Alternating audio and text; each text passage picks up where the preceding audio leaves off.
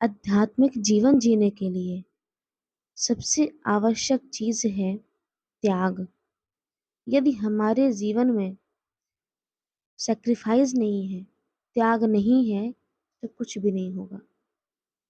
हमारे जीवन में किसी भी कार्य के लिए हमें त्याग तो स्वीकार करना ही पड़ता है। यदि व्यापार करने जाते हैं, व्यापार के द्वारा धन कमाना चाहते हैं, तो इसके लिए भी हमें त्याग तो करना ही पड़ता है।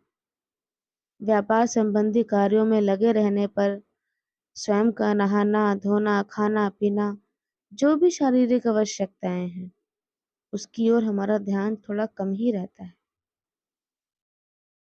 क्योंकि हम भली भांति जानते हैं और कहते भी हैं कि पैसे कमाने के लिए इतना त्याग तो करना ही पड़ेगा।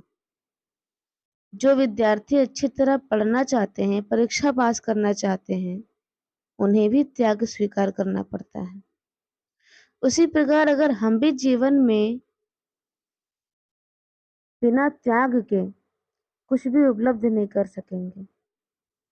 खासकर धार्मिक जीवन में, आध्यात्मिक जीवन में त्याग ही मुख्य वस्तु है। इसीलिए संसार में जहाँ कहीं भी हमारी आसक्ति है, हमारा मोह है, उस आसक्ति को यदि हम न छोड़ सकें, आगे नहीं बढ़ पाएंगे। नाव यदि नदी के किनारे वृक्ष से बंधी हो, तो हम पतवार चलाते रहें, लेकिन नाव नहीं चलेगी, क्योंकि वो पेड़ से बंधी हुई है। इसीलिए अपनी आसक्तियों के द्वारा, अपने मोह के वजह से हम इस संसार में बंधे रहें, तो आध्यात्मिक जीवन में उन्नति करना बहुत ही कठिन है। चाहे जितना भी करें, सभी इंद्रियां हमारे वश में अवश्य होनी चाहिए। यदि एक इंद्रिय पर भी हमारा वश ना हो, तो धार्मिक जीवन में अग्रसर होना अत्यंत कठिन बात है। जैसे एक मिट्टी का घड़ा, उसकी पेंदी में एक छेद हो, तो हम उस घड़े में कितना भी जल भरें, वो सब का सब बह जाएगा और घड़ा खाली रह जाएगा।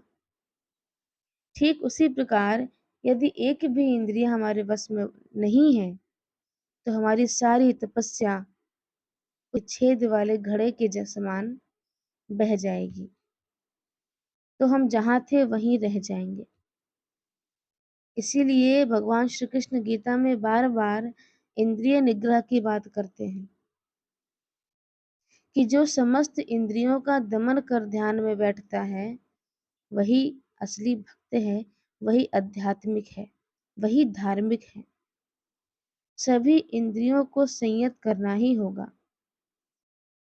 कठोपनिषद में कहा गया है कि भगवान ने हमारी इंद्रियों को बहिर्मुखी कर दिया है। इसी कारण सब इंद्रियां विषयों की ओर दौड़ पड़ती हैं। जैसे आंख, कान, नाक। कान सदैव अच्छा सुनना चाहता है, आंखें अच्छी वस्तुएं देखना चाहती हैं, जिह्वा अच्छी वस्तुएं खाना चाहती हैं। इस प्रकार सभी इंद्रियां अच्छे अच्छे रुचिकर विषय चाहती हैं, किंतु भगवत लाभ के लिए, शाश्वत जीवन प्राप्त करने के लिए, मोक्ष प्राप्त करने के लिए, सत्य तक पहुंचने के लिए अंतर्मुखी होना अति आवश्यक है। आंखें बंद कर भीतर की आंखों से देखना होगा, अंतर्मुखी बनना होगा, तभी उस परमात्मा के करीब हो सकेंगे, उस परमात्मा के दर्शन कर सकेंगे। परमात्मा ने इसीलिए इंद्रियों को बहिर्मुखी बना दिया है। इसीलिए वे बाहर की वस्तुओं को देखती हैं, भीतर की नहीं। यदि हम ठीक तरह से अपने इंद्रियों को बहिर्जगत से अंतर्मुखी कर सकें, तो धीरे धीरे आध्यात्मिक जगत में आगे बढ़ सकेंगे। ये है तो बड़ा कठिन, क्योंकि ये स्रोत के विरुद्ध तैरना है, या जल के स्रोत में शरीर को तैराकर स्रोत की दिशा में ही आगे बढ़ जाने के समान आसान नहीं है। इसमें प्रवाह के विरुद्ध जाना होगा, इसीलिए बहुत कष्टकर है। पर कष्टकर हो तो क्या किया जाए, दूसरा कोई उपाय नहीं है। कुछ दिन अभ्यास करने पर सरल हो सकता है। मन अंतर्मुखी होने पर जब ध्यान बहुत अच्छे से होता है, किंतु ये स्थिति प्राप्त करने के लिए अनेकों दिन चेष्टा करनी पड़ेगी, लगातार प्रयास करना पड़ेगा, क्योंकि ये 2-4 दिन का काम नहीं है। जैसे लोहे की कोई पट्टी गोल लपेटी हुई है, तो उसे यदि हम सीधा करना चाहते हैं, तो एक बार खोलने पर ही वो सीधी नहीं हो जाती है, छोड़ देने पर फिर से मुड़ जाती है। और यही अवस्था हमारे मन की है कि थोड़ी देर चेष्टा के पश्चात, थोड़ी छूट देते ही मन पुनः बहिर्मुखी हो जाता है। क्योंकि पट्टी को सीधा करना है तो उसे उल्टी दिशा में लपेटना होगा, उस पर भारी पत्थर रखकर उसे कुछ दिन उसी प्रकार दबाए रखना होगा, तब कहीं से फिर वो पट्टी सही होने वाली है और फिर मुड़ेगी नहीं। इसी प्रकार इस मन की भी वही अवस्था है। कुछ दिन यदि हम बलपूर्वक मन को अंतर्मुखी करके अपने अंतःकरण में रखने की चेष्टा करें, तो कुछ समय बाद अभ्यास के कारण ये स्वाभाविक हो जाता है। तब जप और ध्यान बहुत ही सुंदर होता है। इसीलिए कहा जाता है कि सदा भगवान का मनन करो, स्मरण करो। जो मंत्र मिला है गुरुदेव से, मन ही मन उसका सर्वदा जप करो।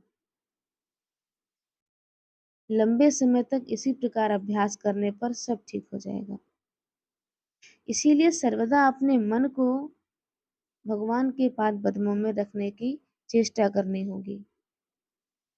जो लोग आध्यात्मिक जीवन आरंभ करते हैं, उनमें से अनेकों ऐसा सोचते हैं कि ध्यान में बैठकर आंख मूंदते ही ईश्वर के दर्शन हो जाएंगे, इष्ट मूर्ति के दर्शन हो जाएंगे, सब बातों को ठीक ठीक से समझने लगेंगे, हम अच्छे से ध्यान कर सकेंगे, मन एकदम ठीक हो जाएगा।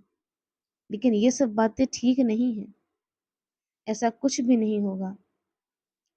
प्रारंभ में तो सब अंधकार ही दिखेगा, मन चंचल ही रहेगा। जब ध्यान के संबंध में अनेकों लोग प्रश्न करते हैं कि जब हम ध्यान करते हैं, जब करते हैं तो हमसे हो नहीं पाता है, हमारा मन बड़ा चंचल है, वो यहाँ वहाँ की बातों में फंसता जाता है।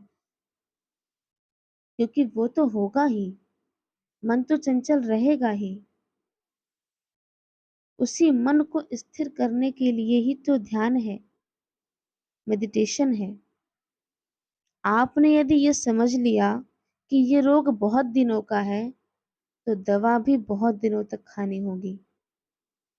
रोगी यदि कहे कि मेरा रोग दूर नहीं हो रहा है, दवा कैसे खाऊं, तो उसका कहना ये उचित नहीं होगा, क्योंकि रोग दूर करने के लिए दवा तो लेनी ही पड़ेगी, और जब तक रोग दूर ना हो जाए तब तक दवा लेनी पड़ेगी। इसीलिए जब तक मन स्थिर ना हो जाए तब तक प्रयास करना ही पड़ेगा। अभ्यास और वैराग्य के द्वारा मन को स्थिर किया जा सकता है। अभ्यास का अर्थ है कि रोज जब ध्यान करने के लिए बैठना ही होगा, मन लगे या ना लगे। 1 घंटा, आधा घंटा, जितना हो सके बैठकर भगवान का चिंतन करने की चेष्टा करनी होगी। मन चंचल रहे तो मन चंचल रहने दे, पर अभ्यास अवश्य करें। अभ्यास करते करते सब ठीक हो जाएगा। अभ्यास का एक और अर्थ है कि ध्यान के समय मन अगर इधर उधर जाए तो उसे वहां से हटाकर पुनः पुनः इष्ट मूर्ति में, गुरु में, परमात्मा में, ध्येय वस्तु में लगाना चाहिए। मन जितनी बार इधर उधर जाए उतनी बार हमें यही करना होगा।